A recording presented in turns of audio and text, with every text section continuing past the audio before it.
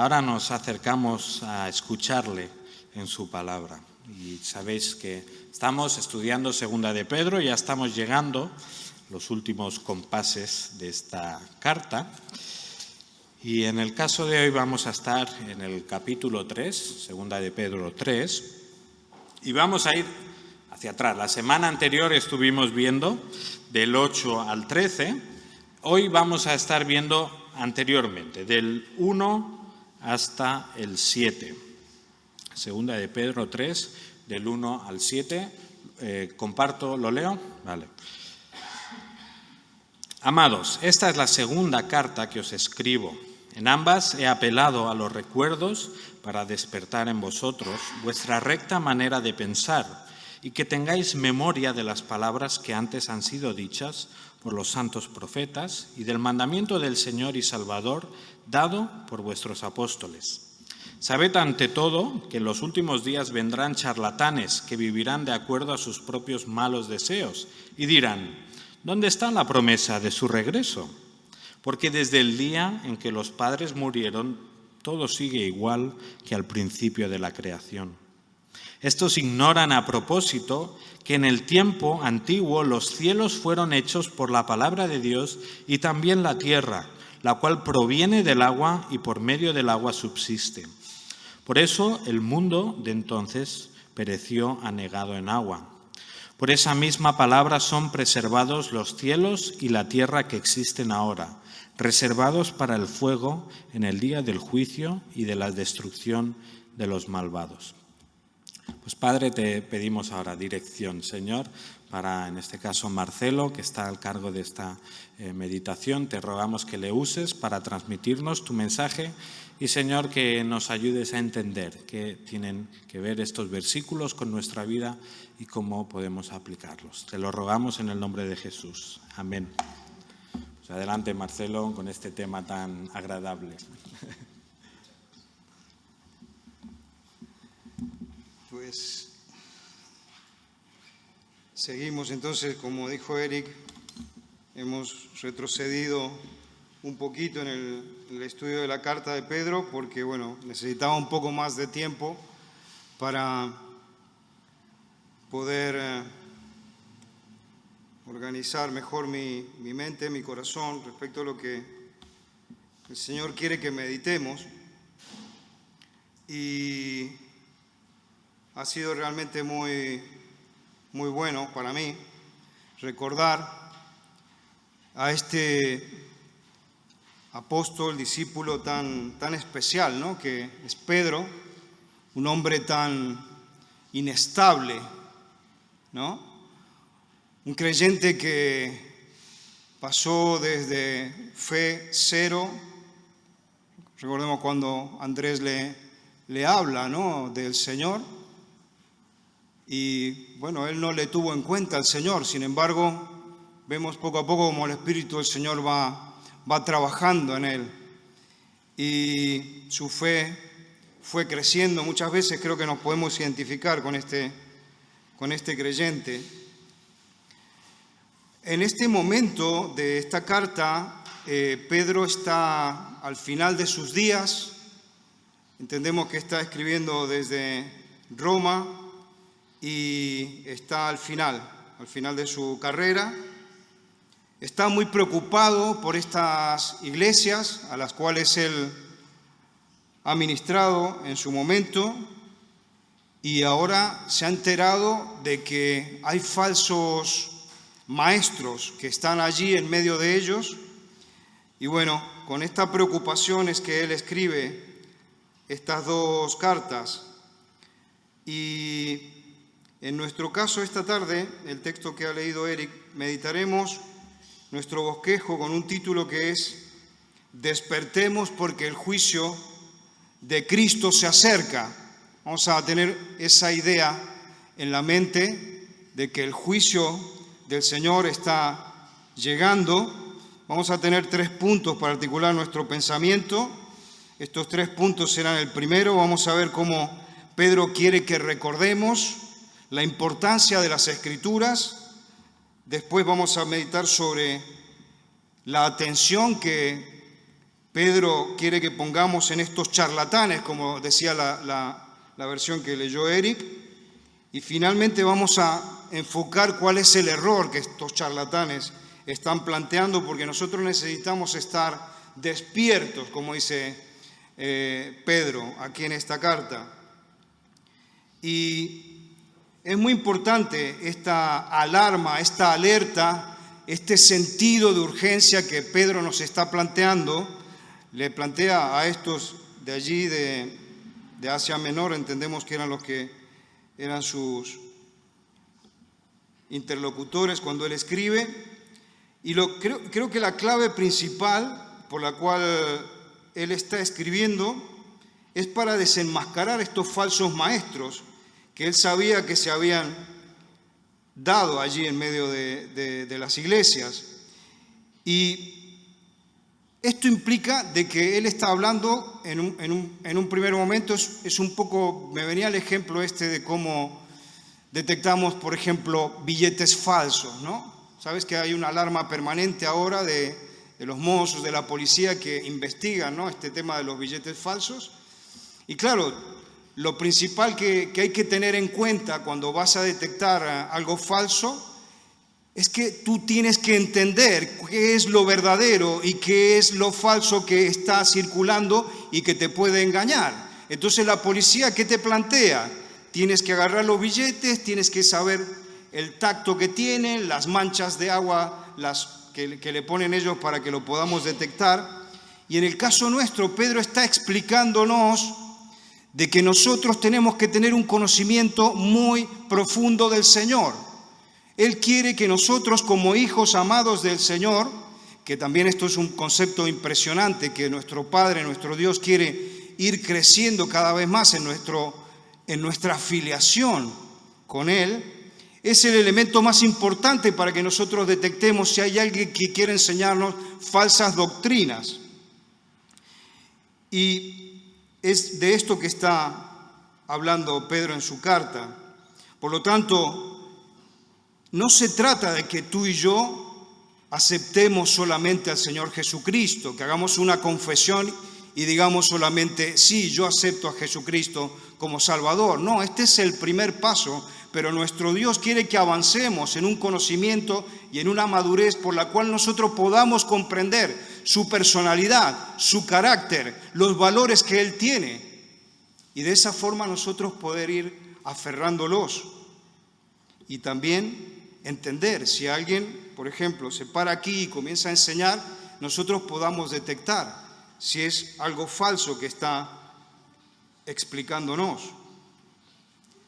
En el capítulo 1, entonces, de su carta nos ha hablado de este conocimiento que tenemos que tener. En el capítulo 2, Pedro habla sobre el comportamiento de estos falsos maestros y que nosotros tenemos que estar atentos a esos movimientos que hacen. Y en este capítulo 3 vamos a ver cómo plantea sobre las creencias que tienen estos falsos maestros.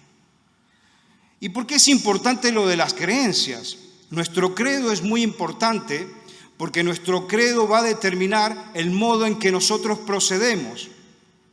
Depende de cómo nosotros tengamos nuestra identidad y las bases de nuestro credo, vendrá y aflorará el comportamiento que nosotros vamos a ir teniendo.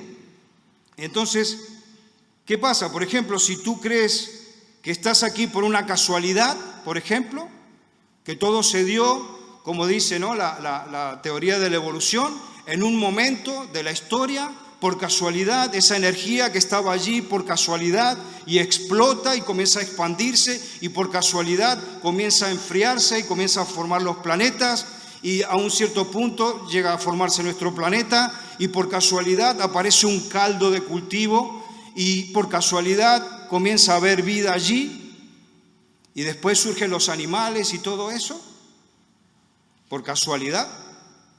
Y al final tú terminas creyendo que nosotros descendemos de los monos.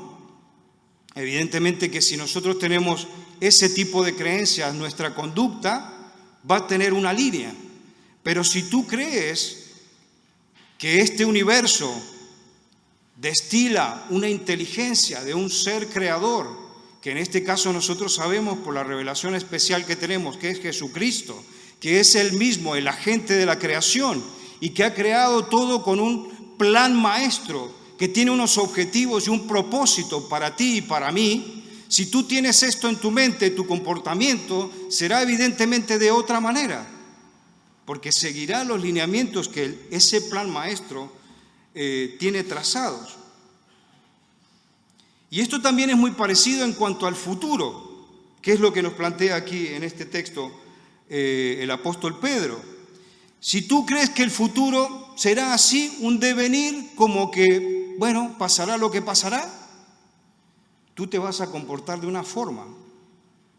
Pero si tú tienes bien en claro lo que dice la Escritura desde los antiguos profetas y que fue confirmado, como dice Pedro, por los apóstoles, por los discípulos del Señor, que no hicieron más que confirmar todas las enseñanzas que venían dadas en el Antiguo Testamento y que nos explican en las profecías de que tenía que venir el Mesías, que tenía que hacer toda la obra que Él hizo. Y al final tendría que regresar nuevamente. ¿Para qué? Para juzgar a toda la humanidad. Si tú crees que eso va a suceder, entonces tu conducta tiene que tener otra línea de acción. A nosotros nos pasa un poquito así en el trabajo. Me venía un poco a la mente en el trabajo cuando a ti te dicen que va a venir uno de los jefes, de los grandes jefes, que va a llegar o desde Alemania o va a llegar desde Madrid, y te dicen: mira, prepara tu ruta porque te va a venir a acompañar no sé quién. Tú te tienes que poner las pilas y tienes que tener tu rutero al día, los clientes que vas a visitar, los clientes que vas a contactar ese día y saber lo que les vas a decir, qué productos te compran y qué productos no te compran, a qué punto está la facturación, si está decreciendo o está subiendo.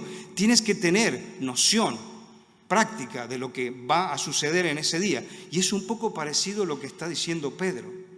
Si tú vives como que todo va así a la deriva y no sabes qué va a pasar, tu vida será de una manera. Pero si tú tienes claro que en ese plan maestro que comentábamos, el Señor tiene que regresar y que, como Él mismo está explicando aquí, va a destruir todas las cosas para recrear todo de nuevo, y tú y yo vamos a seguir caminando junto a Él, entonces nuestra vida es diferente. Y es por allí que van los tiros que nos está planteando el apóstol Pedro.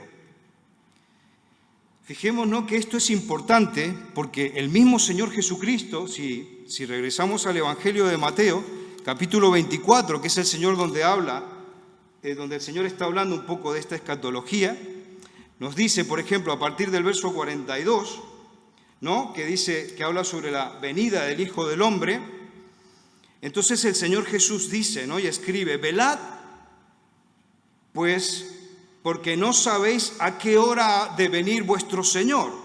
Pero sabed esto, que si el padre de familia supiese a qué hora viene el ladrón, a qué hora debería venir el ladrón, entonces velaría y no dejaría minar su casa. Por tanto, también vosotros estad preparados, porque el Hijo del Hombre vendrá a la hora que no pensáis.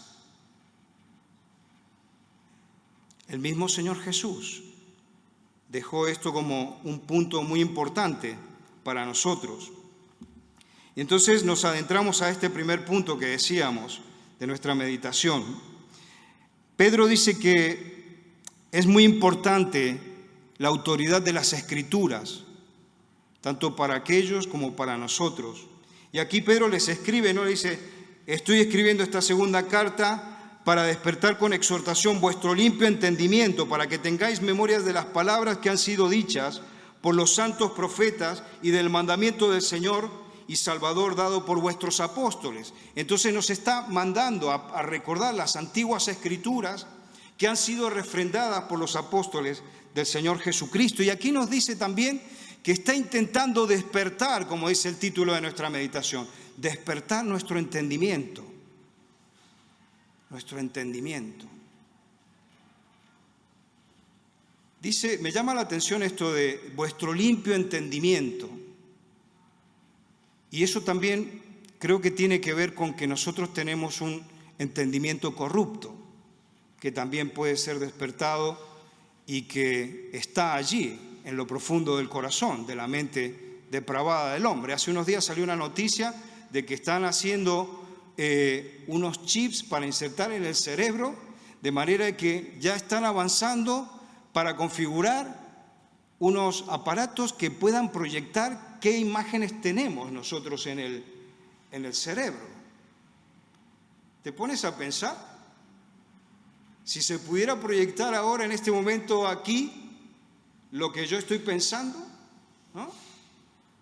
Unos días ahí complicados, venía recién hablando con un cliente que estábamos peleando porque no quería recibir un atún y yo estoy ahora aquí que tengo que concentrarme en la explicación y en la meditación que tenemos que compartir. Hay un limpio entendimiento y hay un entendimiento que tiende a ser corrupto en lo profundo de nuestro ser. Y aquí Pedro dice que quiere despertar ese limpio entendimiento nuestro.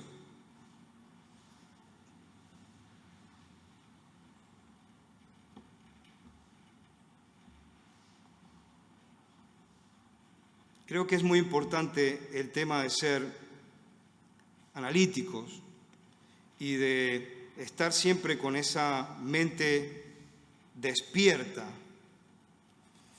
Y piensa un poquito más en el apóstol Pedro. ¿Por qué él está hablando de esto de estar despiertos? Si regresamos a su propia historia, vamos al capítulo 26 de Mateo, específicamente 26:40, es el momento en el que el Señor estaba con ellos. Y recordad lo que pasó, estaban en el aposento alto, el Señor a un cierto punto le dice, ¿me vas a negar a Pedro? Y Pedro se viene arriba y le dice, serán todos ellos, porque yo no te voy a negar. Sin embargo, más adelante el Señor, ¿qué les dice? Verso 40, dice, acompáñenme, vamos a orar juntos. Y dice Mateo que vino luego a sus discípulos y que los halló durmiendo, y a Pedro, que estaba allí dormido. Y el Señor le dijo, ¿no habéis podido velar conmigo una hora?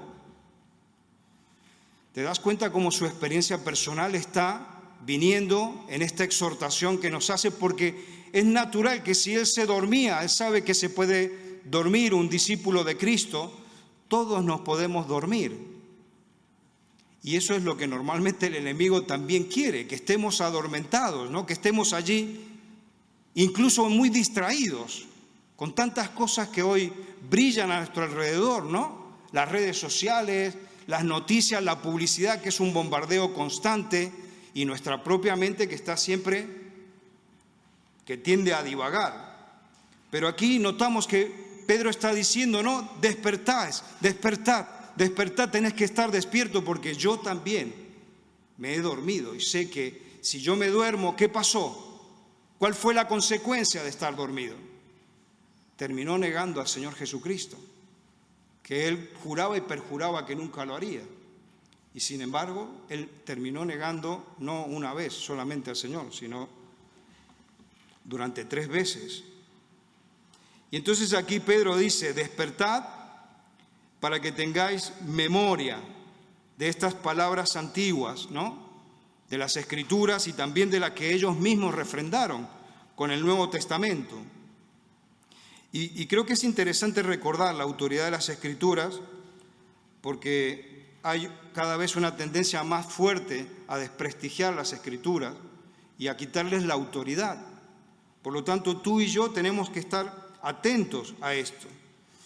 Me recordaba de nuevo Mateo capítulo 4, el momento que el Señor está siendo tentado antes de comenzar su ministerio. ¿Cómo enfrenta el Señor esa batalla? ¿Acaso Él se para delante del enemigo y le dice por sus propias palabras lo que va a hacer o cómo va a reaccionar? No es así. ¿Cómo responde Jesús? Está escrito. Está escrito. Por lo tanto, aquí Pedro nos está haciendo esa misma llamada, esa misma alerta. El segundo punto que que quiero que compartamos y meditemos es esta atención al mensaje de los charlatanes.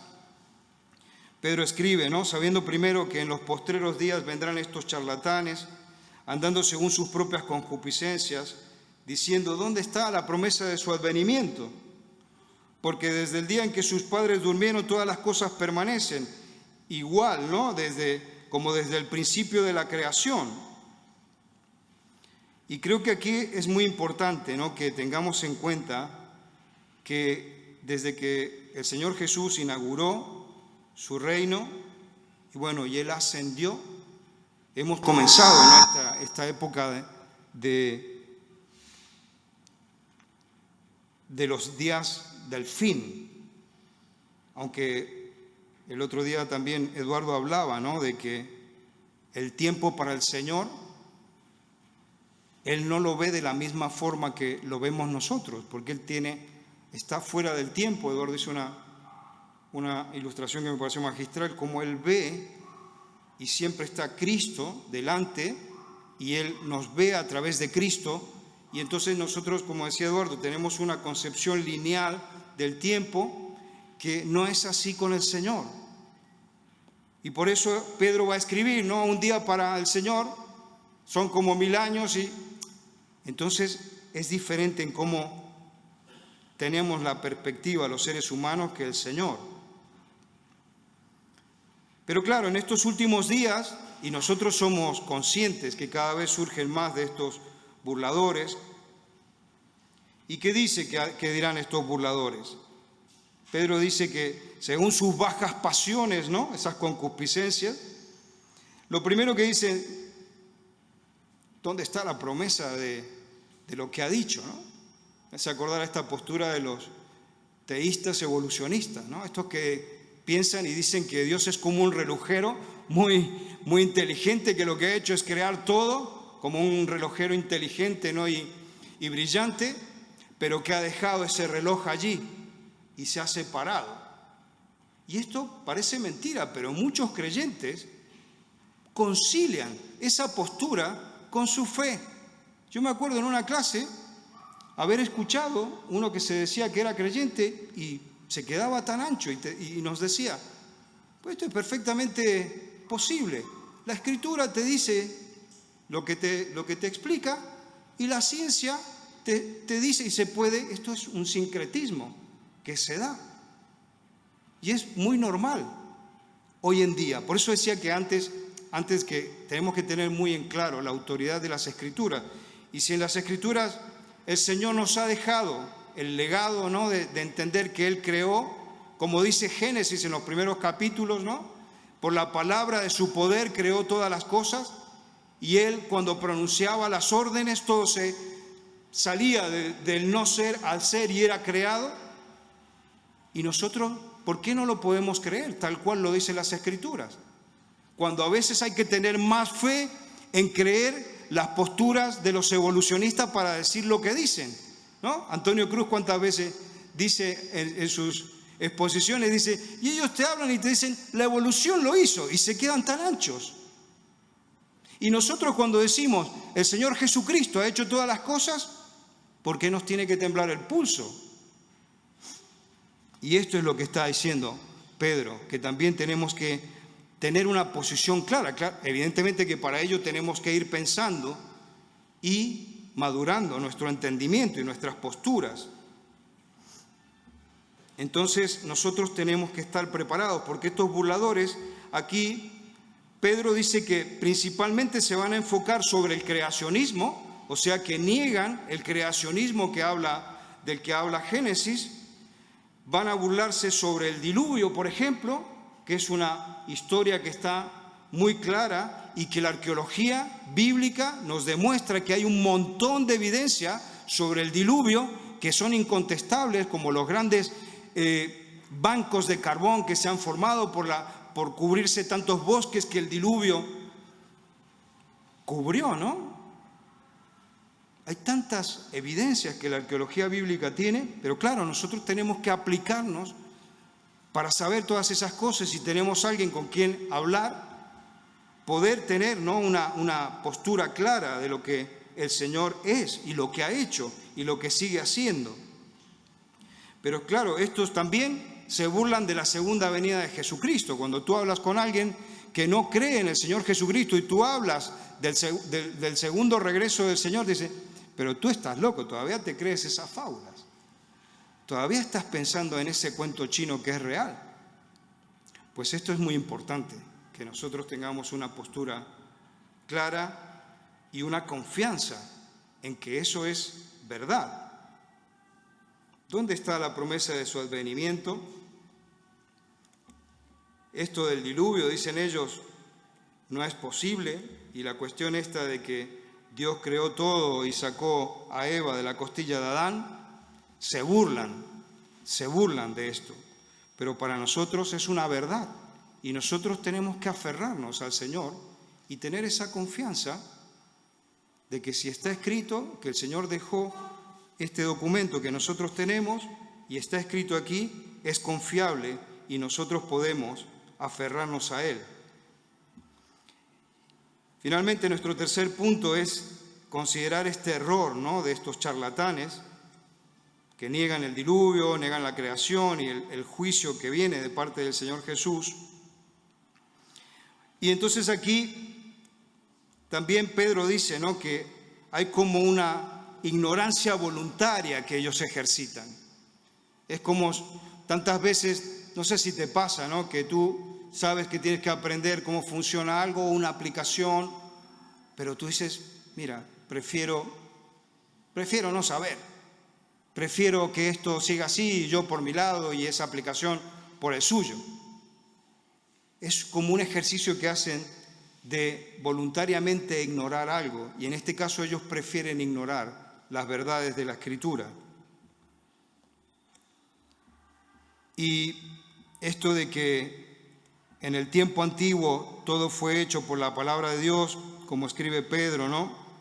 La Biblia claramente nos enseña que Jesucristo fue este agente de la creación, que todo lo hizo por el poder de su palabra, y todo vino del no ser al ser. Y eso es algo que nosotros podemos valorar y aferrar como parte de nuestra postura ante los evolucionistas y los demás que puedan estar hablándonos. Finalmente, hablar de este juicio del que ahora habla Pedro y nos recuerda, porque claro, él conecta este juicio por agua que el Señor hizo en su momento. Me ha dado mucho que pensar eso, que tampoco entendía bien. Sé que Alberto estuvo trabajándolo para los chicos y para él mismo, esto de ir sobre los días de la creación y cómo fue esos días. Claro, en su momento el Señor dice que creó, ¿no? Al principio va creando todo, a un cierto punto crea las aguas, y Moisés escribe que en un momento el Señor divide aguas abajo y aguas arriba, y después cuando se habla del diluvio, recordemos, dice que Noé cerró la compuerta del arca y dice que el Señor abrió las cataratas de los cielos que comenzaron a inundar toda la tierra, y fue el juicio que el Señor dictaminó sobre la humanidad de esa época. Pero aquí Pedro nos dice que ese juicio ya no será igual, porque bueno, el Señor dio esa promesa, ¿no?, de que nunca más volvería a ser un juicio de ese tipo, pero sí, Pedro está hablando de que vendrá un juicio por fuego. Dice aquí, yo no puedo entender, pero me impresiona que un pescador del calibre de Pedro pueda estar hablando de conceptos científicos, como por ejemplo aquí, algunos de los que entienden más, de los hermanos nuestros que son más entendidos en ciencias, ven como que él está hablando de una explosión nuclear, porque él está hablando de que estos elementos serán transformados de una forma que como que van a explosionar, y por lo tanto es algo como que el Señor va a utilizar esa explosión nuclear para eliminar todo lo que nosotros conocemos, para recrear todas las cosas y la nueva creación. evidentemente que esto requiere de la confianza que nosotros tenemos que tener en nuestro Señor Jesucristo. Y yo creo que Él es confiable. Y mi oración esta noche es que podamos ser como este centurión que un día se acercó, ¿no?, al Señor cuando escuchó que estaba enseñando y ministrando allí, y que le dijo, no soy digno de ti, pero solamente di la palabra. Di la palabra. Vamos a orar para que el Señor nos ayude. Padre Celestial, te damos gracias por este momento que podemos continuar meditando, Señor, sobre el Evangelio. Muchas gracias, Señor, porque tu Espíritu sigue trabajando en tu pueblo. Te pedimos perdón, Señor, porque tantas veces pecamos por nuestra ignorancia, Señor, pero gracias porque tu Espíritu sigue dándonos colirio y bajando, Señor, esos velos que tenemos en nuestros ojos, materiales y espirituales. Pedimos, Señor, que tu Espíritu siga ayudándonos ahora para mantenernos alertas, despiertos, Señor, para poder recordar que tú vas a venir, Señor, y que ahora cuando vengas, vendrás en toda tu gloria y para juzgar a toda la humanidad, Señor. Incluso nosotros también tendremos que rendirte cuentas. Pedimos que tu Espíritu siga ayudándonos con sabiduría y fortaleza para poder honrarte, Señor. Muchas gracias por tu fidelidad y tu providencia. Por medio de Jesús y sus méritos oramos. Amén. Gracias, Marcelo, por tratar este tema peliagudo.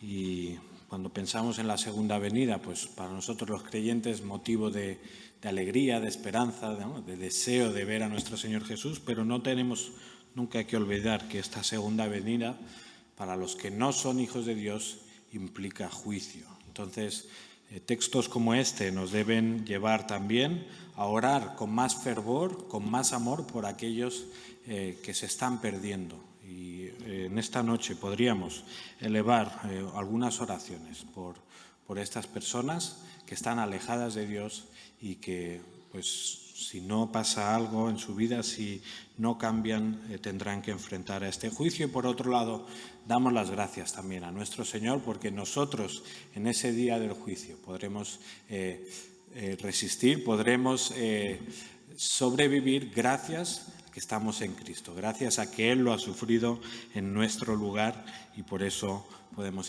tener esperanza en esta segunda venida. Así que os pediría que 2 o 3 personas podáis orar en respuesta a esta palabra, y luego seguiremos con otros temas.